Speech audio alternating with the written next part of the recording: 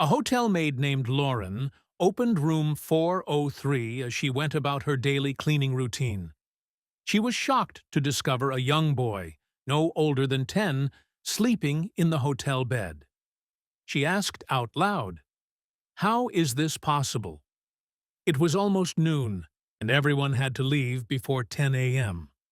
The boy was completely unresponsive despite her attempts to wake him. She got the shock of her life when she slightly lifted his blanket, so she dialed 911 right away. Lauren couldn't believe she had discovered this young child by himself. Although the police promised to arrive right away, Lauren chose to pass the time by doing some research of her own about what was going on. She started inquiring with the hotel staff and visitors about any suspicious activity or individuals, but no one had any information. Lauren hadn't done any research by the time the police showed up, so she made the decision to let the police handle it. As it involved a young child, she expected them to take the situation very seriously. She wasn't expecting the officer's casual response. His parents must be somewhere in the hotel. Lauren was upset by this. How could the police be having such a good time with this?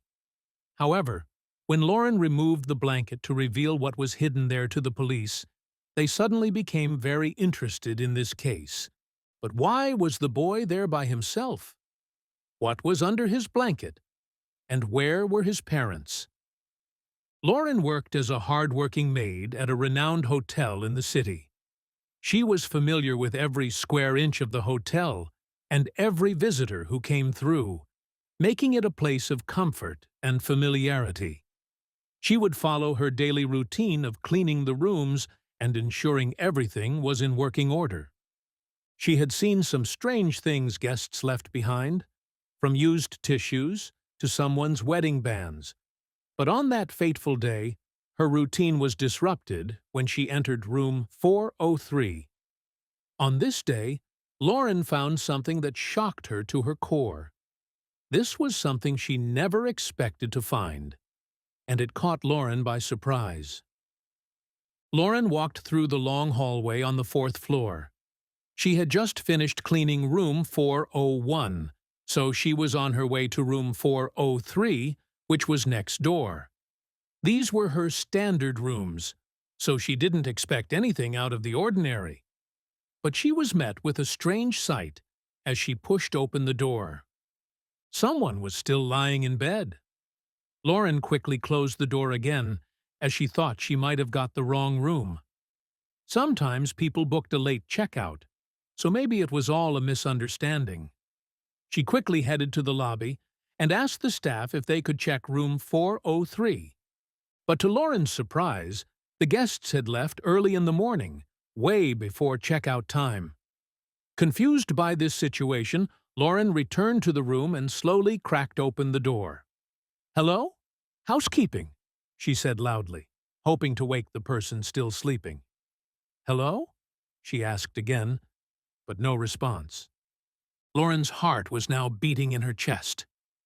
What if, she thought, what if he's dead?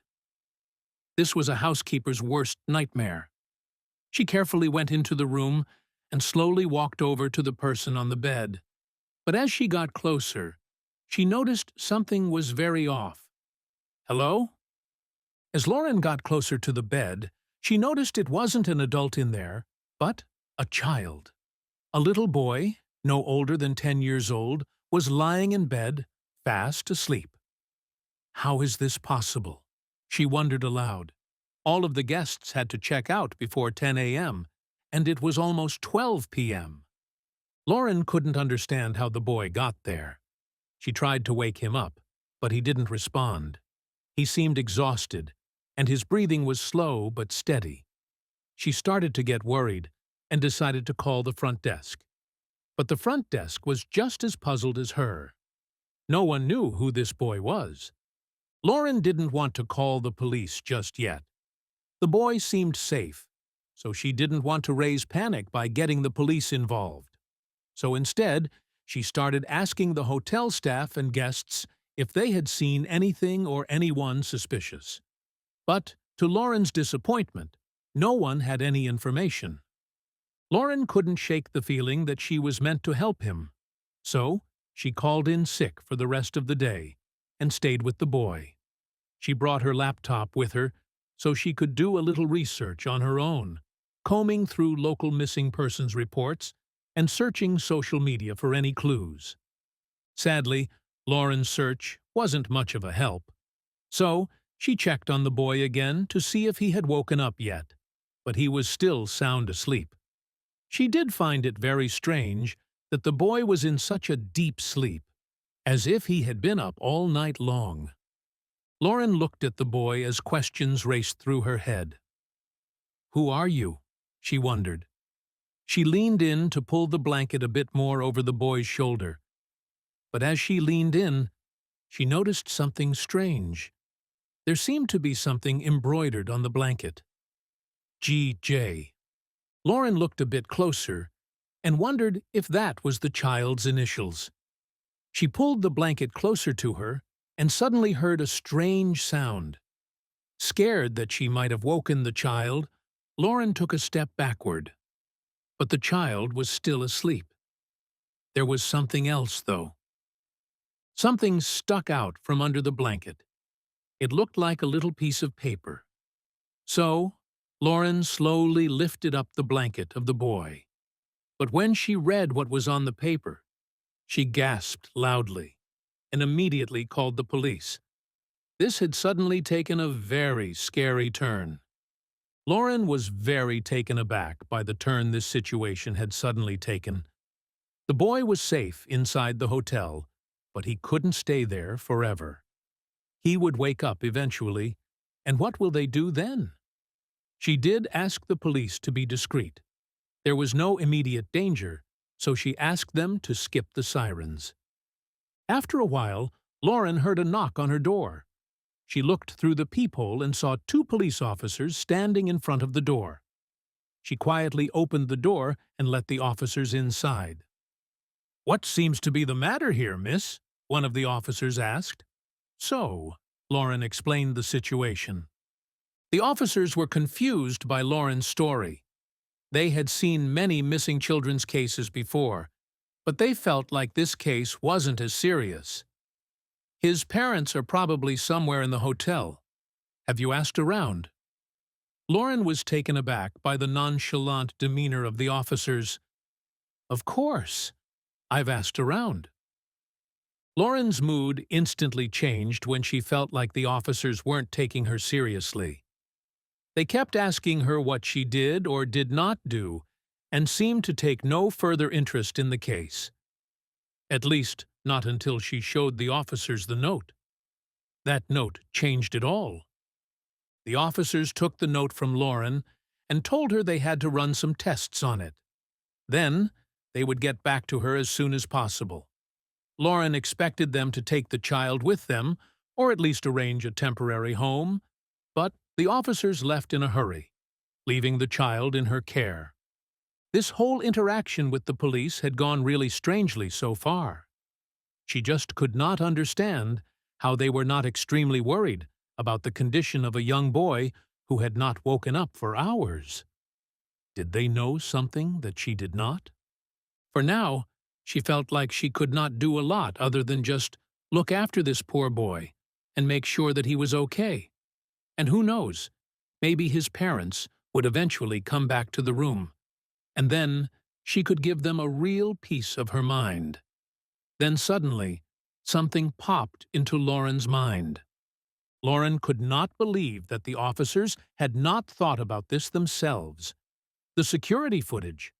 The boy couldn't have walked into the hotel without at least one of the cameras capturing him. Maybe if she could get a look at the footage, she could figure out what exactly had happened. The hotel had one central security room in which all the footage could be checked in real time. But in reality, this situation did not happen often. The hotel was content just recording everything. And when something happened, they could always check back the footage, which was ideal for Lauren. The security guard with access to the room was only present from the evening to the early morning, as during the day There was too much happening in the hotel for something to go unnoticed. So Lauren had to call and beg for him to come in earlier to help her. The security guard did not seem too keen at first, but when Lauren explained the situation a little better, he changed his mind. He was the father of 2 young boys himself, and he could not imagine just leaving them behind in a hotel room. Whoever was responsible for this needed to pay for their actions. Because Lauren had no idea from what time the boy had been in the room by himself, they had to slowly play back the footage from the moment she walked into the room herself. And to her surprise, they actually had to wait quite a long time before seeing anything. The door of the room had seemingly gone unopened for 4 whole days. This made little sense to Lauren, as Quests had checked out on the morning of the day she found the boy. Something was not adding up here, but it would not be long before Lauren managed to connect the dots. Finally, something happened in the footage. 2 people walked out of the room. Lauren could not recognize the people in the footage, but she could make out a couple of the features. And those features immediately made her recognize something. The front desk employees had described the people who had checked out of the room that morning, and they looked nothing like the people Lauren saw in the footage. How many people were involved in this strange situation? When they played the footage back a little further, they actually saw the same 2 people go into the hotel room. But this time, they had the little boy with them. They were actually carrying the child in their arms. And now that they had pinpointed the time, they could follow their way to the hotel. The time that the couple and young boy arrived at the hotel was actually around 3 o'clock at night. And, of course, around this time, they had encountered nobody in the hotel on their way to the room. There was not even anybody behind the welcome desk, and apparently, despite them not checking in, they already had a key. When they looked at more footage, Lauren found out that, most likely, the same people that had checked out that morning had checked in a week prior.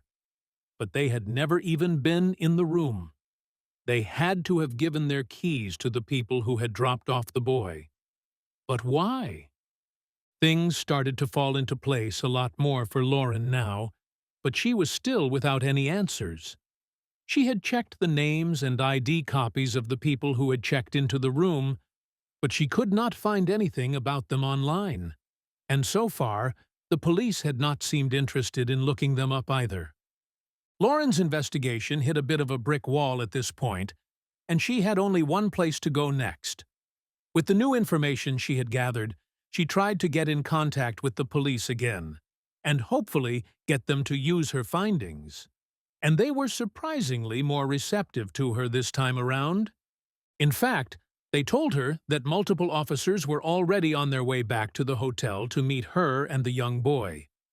They had a breakthrough in the case, as they called it, based on the note that Lauren had found under the boy's blanket.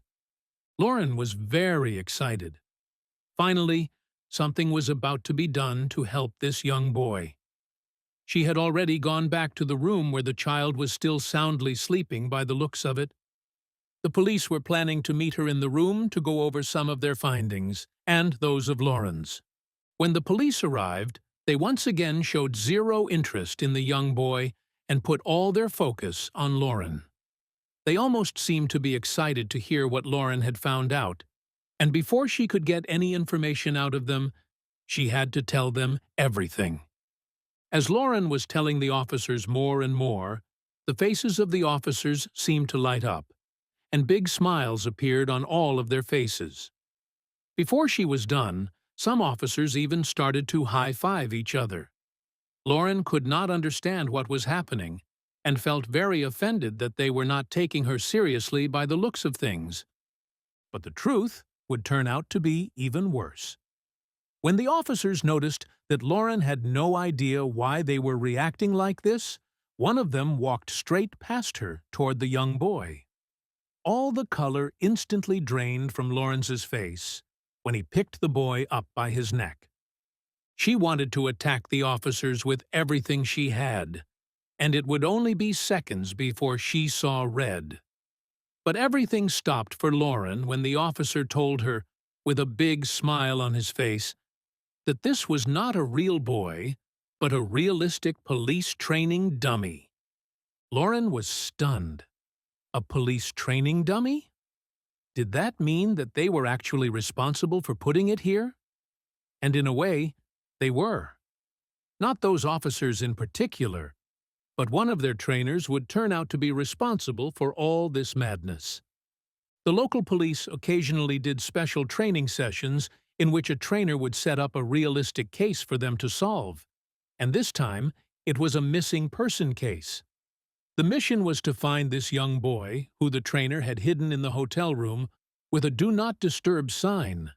How the boy was brought in and who checked in and checked out of the room was all set up in advance, and the officers had actually gotten the assignment this morning. And because they were so focused on that training case, they had not been really keen to help Lauren at first. But when she showed them the note, they suddenly realized that this was probably the boy they were meant to find. That is why they were so excited, as it now meant that they had solved a training case in record time.